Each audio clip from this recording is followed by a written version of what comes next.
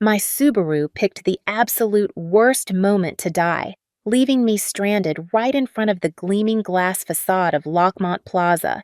But as I sat on the curb waiting for a tow truck, fate delivered a twisted consolation prize. My husband walked out of the building, his arm wrapped tight around a woman who wasn't me. It was my son's girlfriend's mother. I snapped a selfie with them clearly visible in the background and posted it immediately to the family group chat with the caption, "Look who I found organizing the surprise engagement party." Nothing screams midlife crisis, quite like catching your husband snuggling up to your son's girlfriend's mother while you are stranded with a broken-down Subaru on Main Street. That is what I call multitasking, destroying our marriage and our son's relationship in one single, efficient afternoon. My supposedly reliable car had chosen the perfect moment to dramatically give up its will to live, right in downtown Hartford. As I sat on the curb, probably with mascara running down my face, making me look like a raccoon that had just been told all the trash cans were empty, I called the towing company. "We will be there in approximately 45 minutes, ma'am," the operator informed me with a bored voice, which in tow truck language translates to, "Maybe today, maybe tomorrow, maybe never." Surprise! I was halfway through my third game of mindless solitaire on my phone when the revolving doors of Lockmont Plaza spun around, and out walked my husband of 19 years. Samuel Walker, financial advisor, father of our son, and apparently a slippery scumbag of the highest order, had his arm wrapped intimately around the waist of a woman whose short, highlighted blonde bob I recognized immediately. Lorraine Landry. She was the mother of Tess, who just happened to be dating our son, Wyatt. The same Lorraine who last year examined my Thanksgiving cranberry sauce and announced to the entire table that it had that signature jiggle of being from a can, before putting a visible bite on her fork and setting it aside. My brain short-circuited as I watched them laughing together, Samuel's hand sliding down to rest just above the curve of her tailored pencil skirt. They hadn't seen me, half hidden behind my stalled car, still wearing the blazer I had worn to my marketing team meeting that morning. In a moment of what I can only describe as vindictive genius or perhaps temporary insanity, I did what any betrayed wife in the digital age would do. I angled my phone camera carefully, making sure to capture my shocked expression in the foreground, while Samuel and Lorraine remained clearly visible in the background.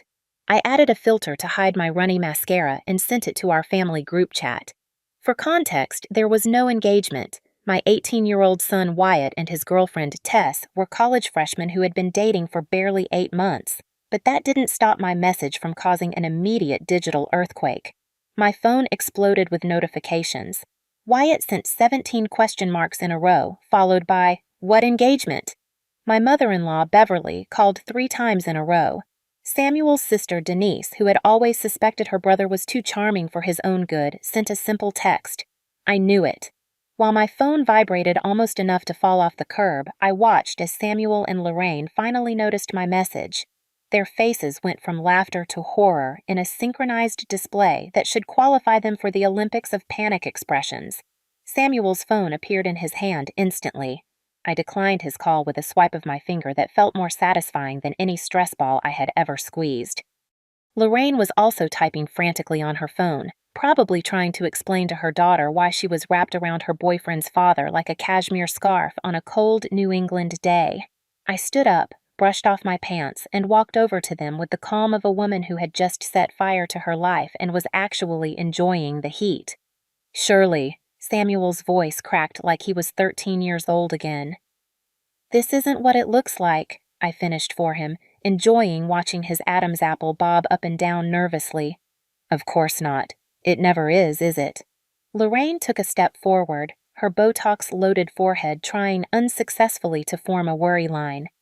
"Shirley, we were just discussing the surprise engagement party." "I know." I smiled so widely my cheeks hurt. "That's what I told everyone. So thoughtful of you both to be so involved in our children's lives." I honestly couldn't believe they were doubling down on a lie that was this easy to disprove. It was almost insulting to my intelligence. So involved! Before either of them could respond, my phone rang.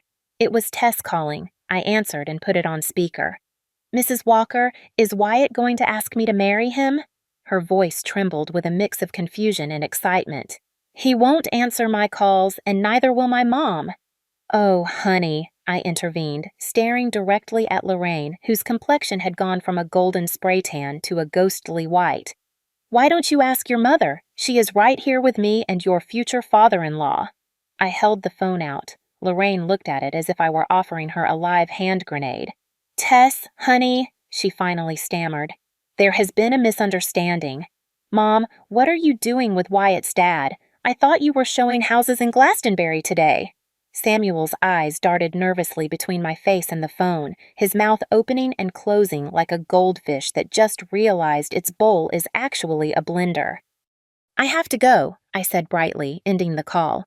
"My tow truck just arrived, but don't worry, I already unlocked our joint credit card so you can take a nice Uber home, Samuel. Or maybe Lorraine can give you a ride. She seems very accommodating." As if on cue, the tow truck pulled up next to my broken Subaru, and the driver hopped out with a clipboard. I turned and walked away from the wreckage, both automotive and matrimonial, with the strange lightness that comes from knowing you just changed the trajectory of your life with one impulsive text message. By the time I slid into the passenger seat of the tow truck, my phone showed 27 missed calls and 43 new messages. I silenced it and looked at my wedding ring. The diamond caught the afternoon light, casting little rainbows across the dashboard. 19 years, a son already in college, a mortgage on our colonial house in West Hartford, and a mutt named Cooper who was still waiting for both of us to come home that night. "Where to, ma'am?" the driver asked. "To the Applebee's on Farmington Avenue," I replied. "I'm hosting a family reunion." As we pulled away, I caught a glimpse of Samuel and Lorraine in the side mirror, still standing frozen on the sidewalk. I had always considered myself the stable one, the planner who kept our family running while Samuel charmed clients and brought home commissions. What he didn't know was that I was also the strategist who would dismantle our marriage with the same efficiency I used to organize our tax documents every April. I opened the banking app on my phone and took a screenshot of Samuel's recent transactions.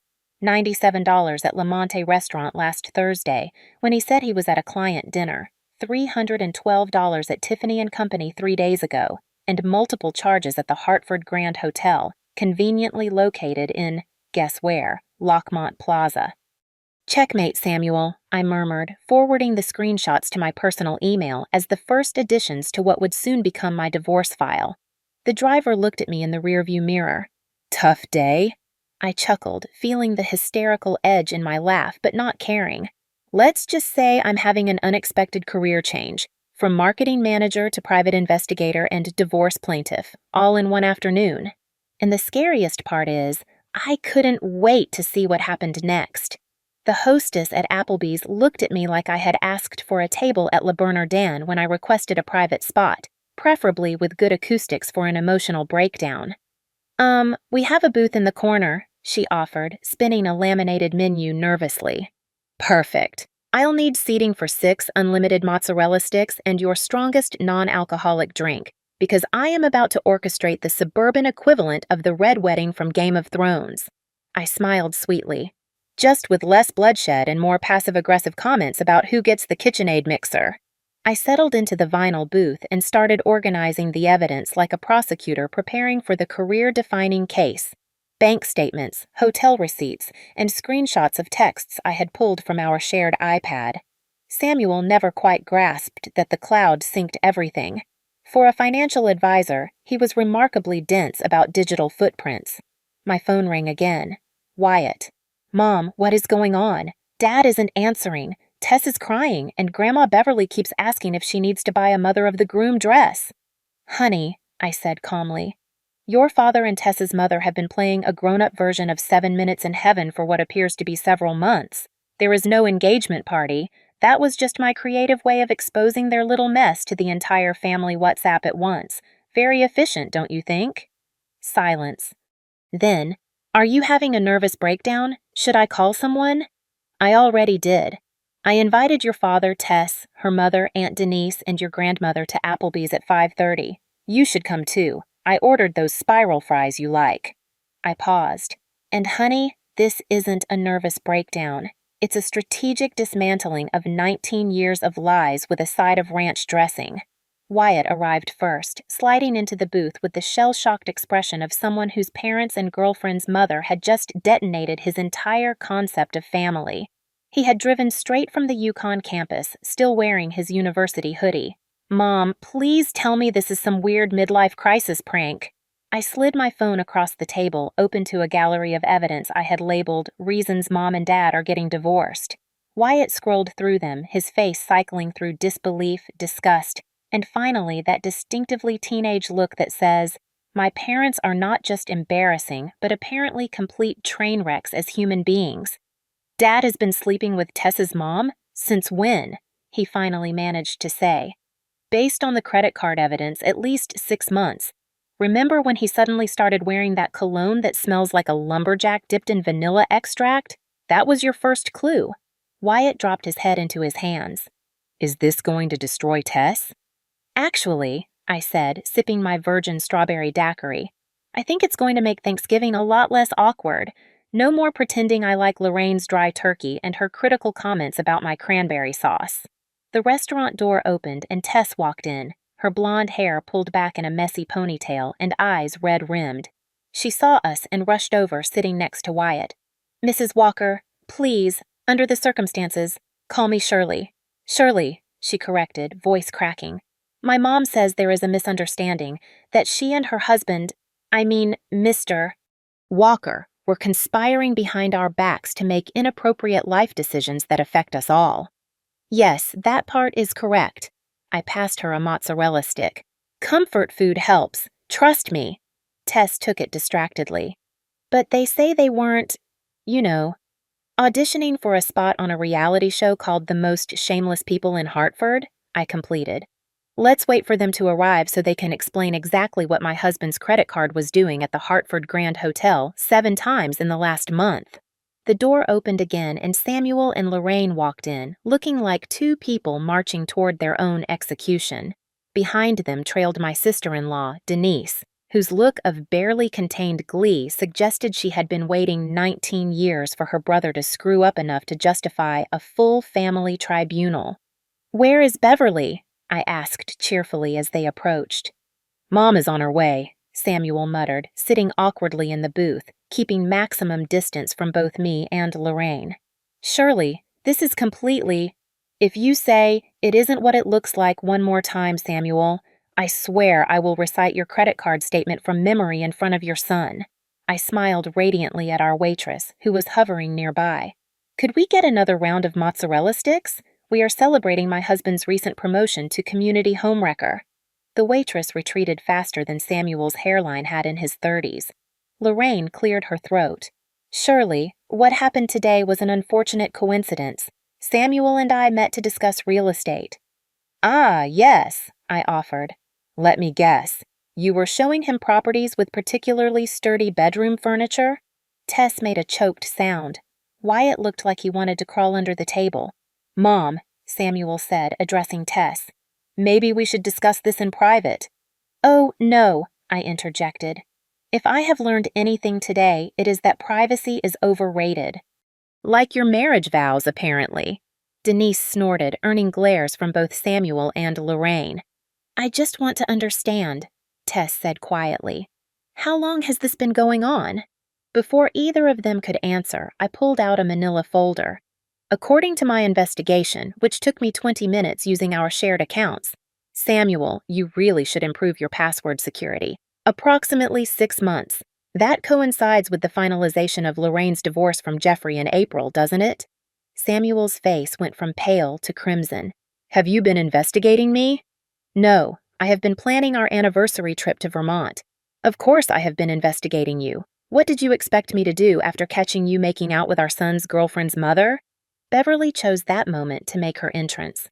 Her petite frame somehow filled the entire Applebee's as she marched toward our table with the determination of a woman who raised 3 sons in the pre-internet era and feared nothing. "Samuel James Walker," she began without preamble, using all 3 names like a verbal guillotine. "Please tell me I did not drive from West Hartford in rush hour traffic to find out you have been cheating on Shirley." She narrowed her eyes at Lorraine. "With this woman who criticized my daughter-in-law's perfectly good cranberry sauce last Thanksgiving?" The waitress, who had approached with our mozzarella sticks, backed away slowly again, clearly sensing this was not a "can I get you anything else" moment. "And to think," I said, looking directly at Samuel, "that I have spent 19 years defending your habit of leaving wet towels on the bathroom floor, telling myself it was an eccentricity and not a character flaw. Turns out the towels were just the tip of your personal Titanic." The manager of the Applebee's approached our table with the wary expression of a man who had seen his fair share of family meltdowns over half-price appetizers. "Is everything okay over here?" he asked, eyeing the pile of bank statements and my increasingly theatrical gestures. "Absolutely fantastic," I beamed. "We are just having a little family meeting about adultery, betrayal, and who gets the Costco membership. The mozzarella sticks are excellent, by the way." He retreated faster than Samuel's investment clients after the 2008 financial crisis. "Surely," Samuel leaned forward, lowering his voice to his deal-closing tone he used with clients. "Can we please discuss this like rational adults? Like the rational adults who booked the same hotel rooms 7 times using our joint credit card? That kind of rationality?" I turned to Beverly. "Did you know your son paid for a couple's massage at the Hartford Grand Spa last month while I was visiting my sister in Providence? Apparently the couple wasn't us." Beverly looked at her son like he was something unpleasant she had found on the sole of her sensible Clark's shoes. "Samuel James, I raised you better than this." Lorraine, who had been unusually quiet, suddenly straightened up. "This isn't entirely Samuel's fault." "Oh, did you trip and accidentally fall into an inappropriate relationship with him?" I asked, genuinely curious about the mental gymnastics she was about to perform. "No," she said, her perfectly dyed hair not moving as she shook her head. "But there is something you don't know." The table went silent. Even Denise, who had been enjoying this show like she was in the front row for Hamilton, paused mid-bite of her potato skin. "Samuel and I weren't just having an affair," Lorraine continued. "We planned to tell you both next week. We have decided to start a real estate investment company together. The meetings at the hotel were with potential investors." I blinked once, twice. "So, you are saying it was a business affair and a regular affair? Multitasking. How efficient." "It's not like that," Samuel protested. "The business came first. And then you decided the business partnership needed a physical component, like a very inappropriate team-building exercise?" Wyatt made a sound like a deflating balloon. Tess was looking at her mother with an expression teenage daughters have perfected since the dawn of time. Pure, unfiltered judgment with a side of mortification. "Mom," she said quietly, "you told me you were showing houses when you were meeting with Wyatt's dad." "Technically, I was discussing houses," Lorraine replied weakly. "Oh my God," Tess turned to Wyatt. "Our parents are worse than the couple in that Netflix show about the realtors who sleep with their clients." "Selling Sunset," Denise offered helpfully. "The business is real," Samuel insisted, pulling out his phone. "Walker Landry Properties. We have already registered the LLC." And that was when I had my epiphany. Bright, shining, and sharp enough to cut through 19 years of marriage and 6 months of lies. I started laughing, a genuine belly laugh that made the family at the next table stare. "Walker Landry Properties," I repeated, wiping a real tear from my eye. "You registered an LLC together with our family lawyer?" Samuel nodded cautiously, clearly confused by my reaction. "Alan Friedman? The same Alan who handled our wills and who knows about the prenuptial agreement your father insisted we sign? The one that specifically mentions infidelity as grounds for waiving the asset protection clause?" Samuel's face turned the color of the ketchup bottle on our table. "What prenup clause?" Beverly asked sharply. I pulled out my phone, scrolling through my emails. "The one where if either party is proven to have committed infidelity, they forfeit their claim to appreciated assets acquired during the marriage. Your late husband was very traditional about that, Beverly. Remember how he made us sign it after Samuel's brother's disastrous divorce?" "That isn't enforceable," Samuel said. But his financial advisor confidence was cracking. "That clause is archaic." "Maybe," I agreed cheerfully. "But Connecticut is an equitable distribution state, and judges really dislike adulterers who start businesses with their mistresses before informing their spouses. almost as much as they dislike when said adulterers use marital assets to fund hotel rooms for their extracurricular activities. For the first time since this nightmare began, I felt a surge of control. While Samuel had been playing house with Lorraine, I had inadvertently been building a case that would make any divorce lawyer salivate. Samuel, I continued, completely calm now, did you register this LLC in both your names using our home address as the business address? The house that is still in both our names? His silence was confirmation enough. And Lorraine, as a real estate agent, did you advise him on this setup? Because that sounds an awful lot like you used your professional expertise to help my husband divert marital assets. Lorraine's spray tan couldn't hide the flush rising up her neck. Mom, Wyatt interrupted. What are you saying? I am saying, I smiled, gathering my evidence into a neat pile, that while your father thought he was being clever, he was actually documenting his affair in triplicate and registering it with the state of Connecticut. I stood up, smoothing my jacket. Now, if you will excuse me, I need to make a quick call. I hear Diana Martinez's law firm is excellent for high net worth divorces involving documented infidelity. I walked toward the restrooms, my legs surprisingly steady despite everything. Once inside, I locked myself in a stall, leaned against the door, and took 3 deep breaths. Then I did something I hadn't done all day. I called my best friend Meredith. You are not going to believe the day I am having, I whispered when she answered. 20 minutes, and a real call to Diana Martinez's office later. They could see me tomorrow at 2 o'clock. I returned to find a very different tableau. Samuel was slumped in his seat, looking like he had aged 10 years. Lorraine was staring at her phone, typing furiously. Beverly had moved to sit next to me, having clearly chosen her side in this domestic war. Denise was explaining something to Wyatt and Tess in low tones, occasionally shooting death glares at her brother. Did I miss anything? I asked, sliding back into the booth. Dad says they were going to tell us next week, Wyatt said dryly, after they secured funding for their first property. How thoughtful, I commented, taking a sip of my now watered-down virgin daiquiri. And what about the part where you both lied to your children for 6 months? That was wrong, Samuel admitted, finally meeting my eyes. Shirley, I know you are angry. Angry doesn't quite cover it, Samuel. When you leave the toilet seat up, I am angry. When you shrink my cashmere sweater in the dryer, I am angry. Finding out you have been playing real estate mogul with Tess's mother while simultaneously playing hide the assets with our finances? That isn't anger, it's clarity. The waitress appeared with our check, sliding it as far away from the epicenter of our drama as possible, while still technically delivering it to our table. Oh, Samuel will get that, I said brightly. Right, honey? Consider it the first payment on your alimony.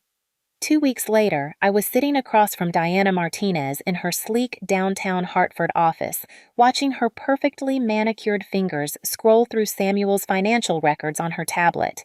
So, Diana looked up with the smile of a shark that just spotted a particularly chubby seal. Not only did your husband register an LLC with his mistress using your marital address, but he also opened a separate business account using funds transferred from your joint savings. And he did it all while still legally bound by a prenup with an infidelity clause. Samuel has always been an overachiever, I remarked dryly. Why have a simple affair when you can simultaneously commit financial infidelity? Diana laughed. In my 15 years as a divorce attorney, I have seen some spectacular self-sabotage, but your husband deserves some kind of award for documenting his own downfall so thoroughly. I took a sip of the actually decent coffee her assistant had brought me. So what happens now? Now, Diana said, leaning back in her chair, we feed his fledgling business directly to a Connecticut family court judge who just happens to be known for his traditional views on marriage. Judge Henderson lost his first wife to his business partner 30 years ago. He holds quite a grudge. The universe really had a sense of humor sometimes. Since that fateful Tuesday at Applebee's, my life had transformed into a weird alternate reality where I was suddenly the most interesting gossip in our social circle. Samuel had moved into a sad, extended-stay hotel near his office. Lorraine, according to Tess, who was still dating Wyatt despite everything, had been put on probation by her real estate broker for ethical concerns after news of their business venture broke. Meanwhile, I had discovered skills I never knew I possessed, like the ability to track down every investor Samuel and Lorraine had approached, introducing myself as the soon-to-be ex-wife who owns half of everything they are trying to sell you. It is amazing how quickly potential investors lose interest when they realize they might be buying a lawsuit along with their property shares. We have the upper hand, Diana continued, but we need to move fast. The initial hearing is set for next Monday at 10 in the morning. My phone vibrated with a text from Beverly. Sweetie, just wanted to confirm lunch tomorrow. Also, Samuel called saying something about wanting to be reasonable. I told him he should have thought about being reasonable before he started using your Amex points for hotel stays with that bottle blonde homewrecker. I smiled.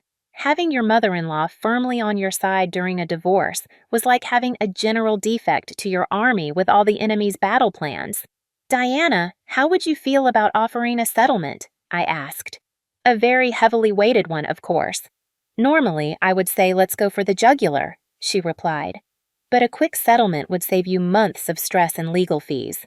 What did you have in mind? I sketched out my proposal. By the time I finished, Diana was looking at me with newfound respect. Mrs. Walker, you missed your calling. You should have been a divorce lawyer.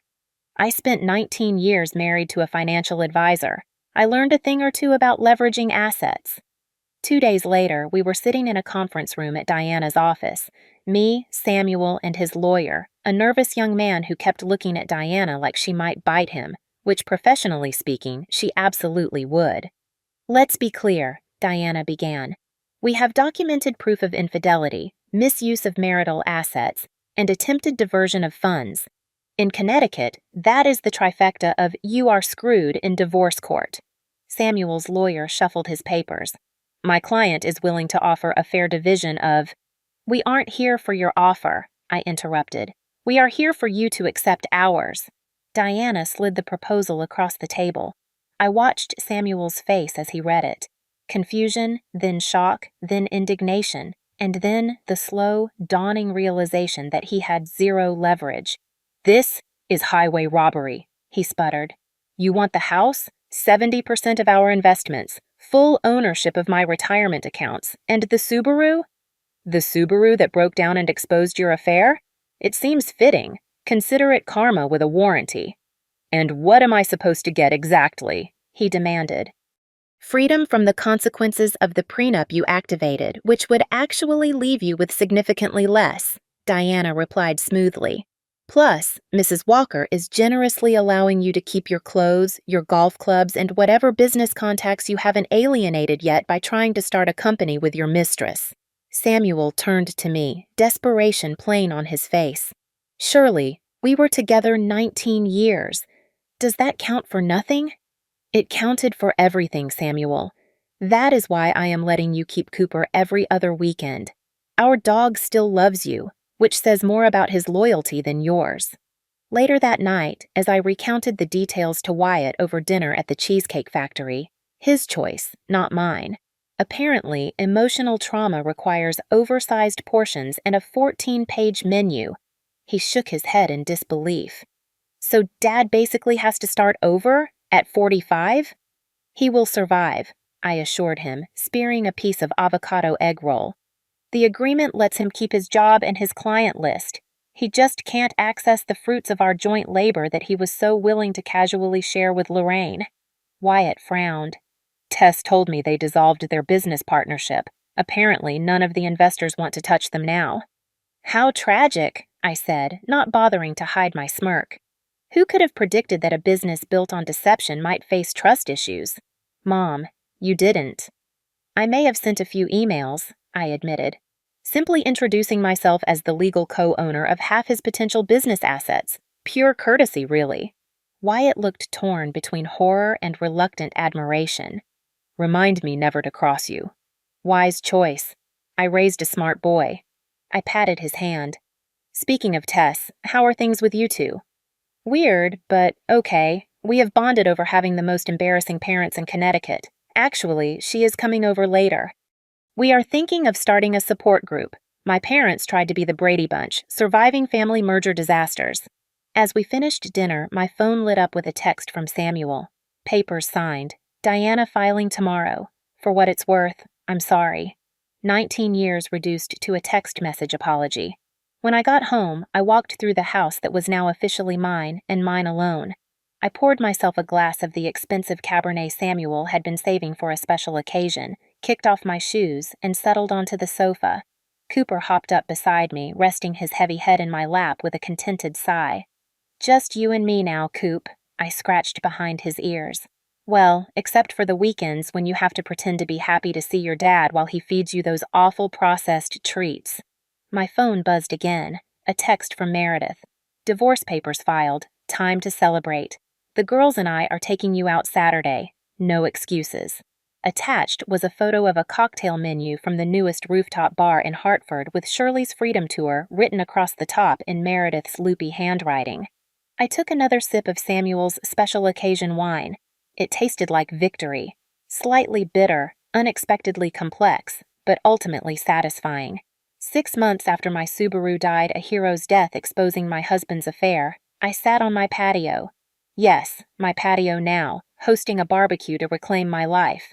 The spring air was warm. Cooper was chasing butterflies through the newly landscaped garden, courtesy of the gardener I could now afford since I wasn't subsidizing Samuel's secret hotel dates, and my friends were scattered across the lawn drinking wine that I hadn't had to justify buying.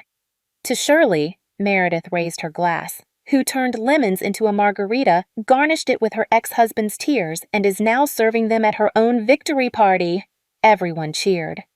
Even Wyatt and Tess, who had managed to salvage their relationship despite their parents' best efforts to make family gatherings awkward for all eternity. Speech, demanded Beverly, who had flown up from her new condo in Florida specifically for this. Apparently, watching her son's marriage implode had inspired her to finally pursue her dream of retiring somewhere she could wear flip-flops in February. I stood up, feeling surprisingly steady for someone 3 glasses deep on a Sunday afternoon. 6 months ago, I thought my life was ending when my car broke down in front of Lockmont Plaza. Turns out, it was just getting started. I looked around at the faces of the people who had held me up through the darkest winter of my life. They say when one door closes, another opens. What they don't tell you is that sometimes you need to slam that first door so hard the whole house shakes. And change the locks, added Denise, who had appointed herself my personal divorce cheerleader.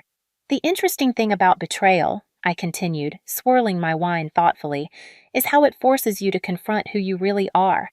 For 19 years, I was Samuel's wife, Wyatt's mom, the woman who remembered to buy toilet paper and schedule the chimney cleaning. I was so busy maintaining our life that I forgot to have one of my own.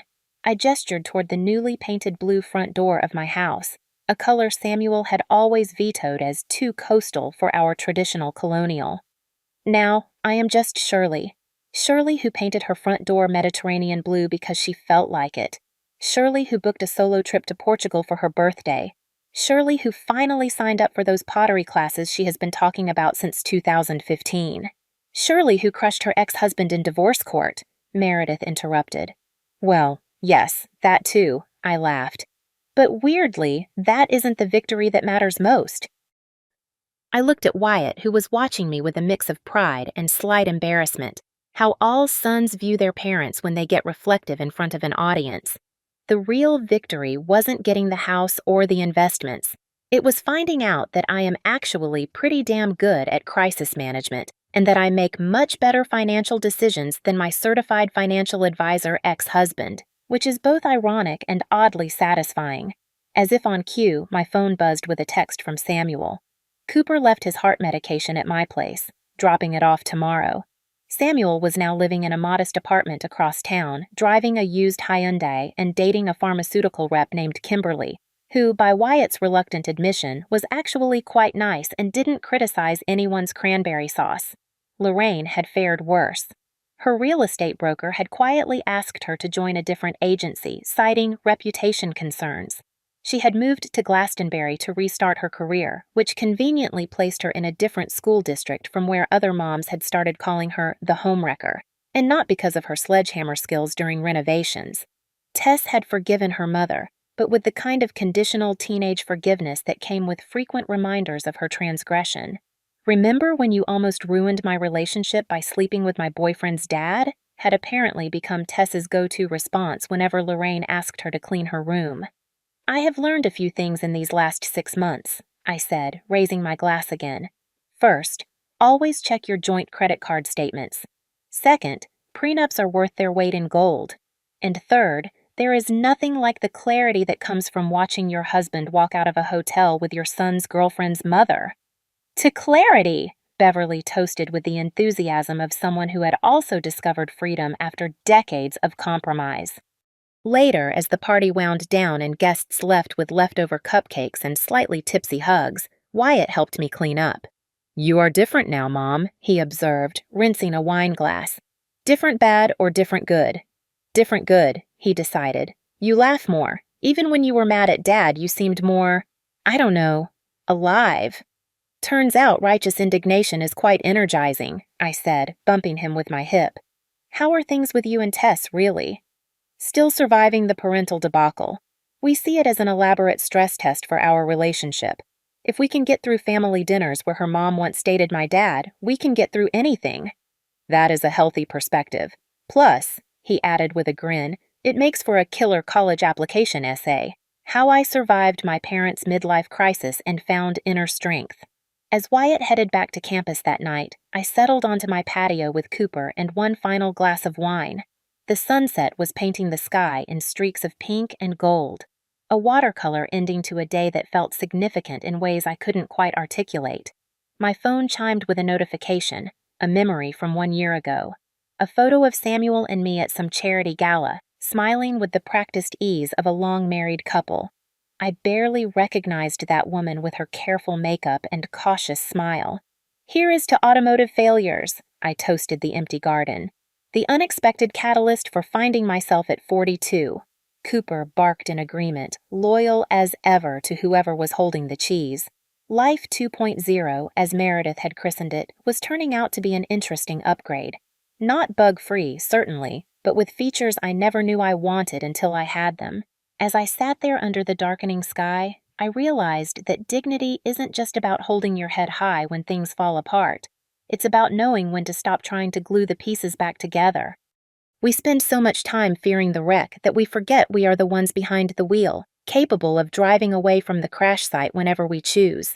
Sometimes, the most loving thing you can do for yourself is to draw a boundary so sharp it cuts the past loose.